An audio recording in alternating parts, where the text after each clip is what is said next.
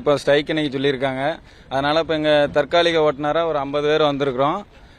மக்களுக்கு இப்போ பொங்கல் பண்டிகை வர்றதுனால போக்குவரத்து எந்த ஒரு இதுவும் இருக்கக்கூடாதுக்காக நாங்கள் ஒரு பொது சேவையாக வந்திருக்கோம். நேற்று நைட்லேருந்து இங்கே ஸ்டே பண்ணியிருக்கோம். எந்த ஒரு இது இல்லாமல் எல்லா பேருந்துகளும் சீராக இயக்கணும், மக்களுக்காக செய்யணுங்கிறதுக்காக வந்திருக்கோம் எல்லா டிரைவரும். நாளைக்கு வேறு தொழில் வாய்ப்பு கொடுத்தாங்கன்னா அதில் முன்னுரிமையாக கொடுக்கணும், எல்லா டிரைவர்மார்களுக்கும் கிடைக்கணுங்கிறதுக்காக கேட்டுக்கிறோம். தூத்துக்குடியை பொறுத்தமட்டில் நகர பணிமனையில் 55 பேருந்துகள் செல்ல வேண்டும். 55 பேருந்துகளும் இதுவரை சென்று விட்டது. ஆக இனிமேல் பேருந்து என்பது மதியம் தொழிலாளர் இறங்கி பணிமாற்றும் பொழுதுதான் செல்ல வேண்டும். ஆக காலையில் இயக்கப்பட வேண்டிய அனைத்து பேருந்துகளும் சென்றுவிட்டது. இதேபோல தூத்துக்குடி மாவட்டத்தில் இருக்கக்கூடிய இதர 6 பணிமனைகளிலும் காலையில் செல்ல வேண்டிய பேருந்துகள் அனைத்தும் சென்றுவிட்டது. மற்றபடி அனைத்து பேருந்துகளும் வழக்கம் போல் இந்த நேரத்து வரை செல்ல வேண்டிய பேருந்துகள் இயக்கப்பட்டு விட்டது.